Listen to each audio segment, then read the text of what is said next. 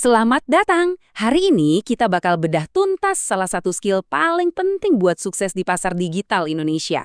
Kenapa? Karena dunianya serba cepat, dan sekarang semuanya makin canggih berkat kecerdasan buatan atau AI. Oke, yuk kita mulai. Coba lihat deh, industri marketing di Indonesia itu lagi berubah total. Bener-bener beda dari beberapa tahun lalu. Teknologi, data, kreativitas, semua jadi motor penggeraknya. Ini artinya apa? Peluangnya gede banget, tapi tantangannya juga nggak main-main. Dan ini angkanya, 212 juta. Wow, segitu banyaknya pengguna internet di Indonesia. Coba bayangin, ini audiens yang super besar dan aktif di mana semua brand, literally semua, lagi perang buat dapetin perhatian kita, walau cuma sedetik. Nah, ini yang ngebawa kita ke medan perang pemasaran yang baru. Soalnya, di zaman sekarang, cuma dapat banyak traffic atau banyak klik itu ternyata baru langkah awal doang, udah nggak cukup buat menang. Aturan mainnya benar-benar udah berubah. Coba deh lihat, social commerce lagi meledak di mana-mana. Orang jualan dan beli langsung di medsos. Terus, hampir semua dari kita kan akses internet lewat HP, ya kan? Makanya jadi mobile first. Dan tentu yang paling heboh ada AI yang pelan-pelan ngubah cara kerja semuanya. Dan ngomong-ngomong soal perubahan, risikonya juga jadi lebih tinggi loh. Lihat deh data ini, gila banget. Lebih dari setengah konsumen di Indonesia bakal langsung ninggalin sebuah brand kalau iklannya muncul di sebelah konten yang aneh-aneh atau negatif. Ini bukti paling jelas kalau kualitas interaksi itu sekarang jauh lebih penting dari sekedar jumlah klik. Nah, dari sini muncullah masalah yang sering banget dialami banyak orang. Masalah traffic tinggi, jadi kliknya banyak, pengunjungnya rame, tapi kok nggak ada hasilnya buat bisnis? Yuk kita dalamin masalah ini. Coba jujur, pernah nggak ngalamin kayak gini? Website Anda rame banget, trafficnya tinggi, tapi gitu-gitu aja. Penjualan nggak naik, yang daftar sedikit, leads-nya juga sepi. Kayaknya banyak yang ngangguk-ngangguk nih ya. Ini persis kayak yang disebut masalah ember bocor. Anda udah keluarin uang dan tenaga buat ngisi ember pakai air, tapi embernya bocor di mana-mana. Traffic datang terus, tapi calon pelanggan malah kabur sebelum beli atau daftar. Sayang banget kan? Makanya fokusnya harus geser. Dulu, tujuannya cuma satu. Dapetin traffic sebanyak-banyaknya. Titik. Sekarang, tujuan barunya adalah tingkatin konversi. Jadi gimana caranya orang-orang yang udah dateng itu bisa kita ubah jadi pelanggan beneran? Oke, terus gimana cara nambal ember yang bocor itu? Nah, disinilah kita masuk ke solusinya. Conversion Rate Optimization, atau kita singkat aja CRO.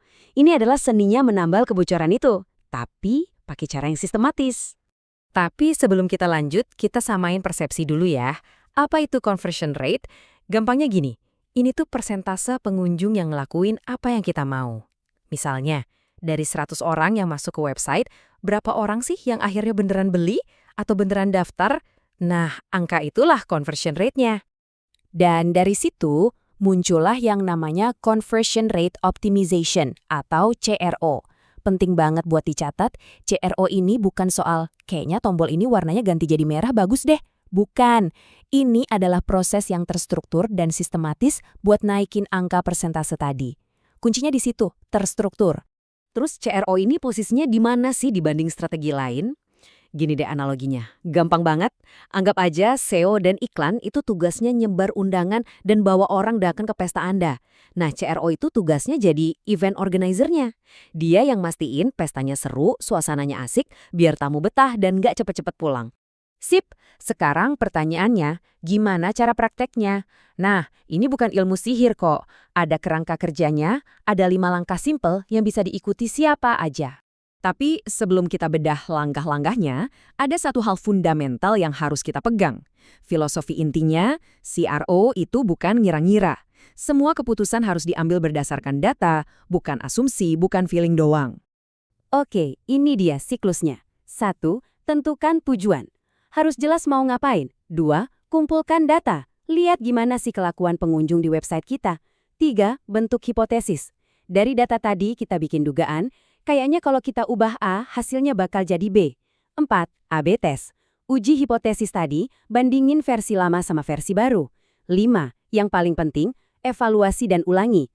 Lihat hasilnya, belajar, terus putar lagi siklusnya. Nggak ada hentinya. Oke, sekarang kita udah tahu caranya. Yuk kita sambungin lagi kerangka kerja praktis ini sama tren-tren besar yang tadi kita bahas di awal. Biar kebayang gimana cara menang dengan CRO. Nah, buat mulai dari mana, ini ada 4 taktik CRO yang udah terbukti efektif dan bisa langsung dicoba. Coba deh cek headline dan penawaran Anda. Terus, tombol call to action-nya udah jelas belum? Jangan-jangan formulirnya kepanjangan, bikin orang malas ngisi.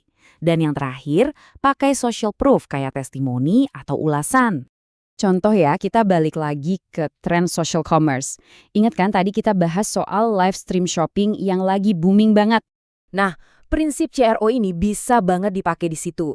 Misalnya pas lagi live stream, Anda bisa tes mana yang lebih banyak diklik, tombol beli sekarang atau ambil promo. Warnanya enakan hijau atau oranye. Semuanya bisa diuji pakai data, bukan kira-kira, buat naikin penjualan. Gimana dengan tren yang satu lagi? AI, kecerdasan buatan. Nah, di sini AI bisa jadi senjata rahasia buat CRO. Bayangin aja, ada AI yang nontonin ribuan rekaman orang pas lagi di website kita, terus dia ngasih tahu, di bagian sini nih banyak yang bingung. Pekerjaan yang kalau dilakuin manual bisa berminggu-minggu, pakai AI bisa kelar dalam hitungan jam. Keren banget kan? Jadi intinya apa? Intinya CRO itu bukan cuma sekumpulan teknik, tapi lebih ke sebuah pola pikir atau mindset. Ini soal kemauan untuk terus-menerus mencoba memahami pelanggan, memperbaiki pengalaman mereka, terus belajar dari hasilnya. Siklusnya muter terus. Karena pada dasarnya setiap pengunjung yang datang ke website Anda itu sebenarnya lagi ngomong. Setiap klik, setiap scroll, bahkan setiap barang yang ditinggal di keranjang belanja, itu semua adalah masukan. Mereka udah nunjukin apa yang mereka mau dan di mana mereka bingung. Pertanyaannya sekarang simpel. Anda dengerin mereka atau enggak? Nah, dengan CRO, kita akhirnya punya cara buat benar-benar mendengarkan mereka.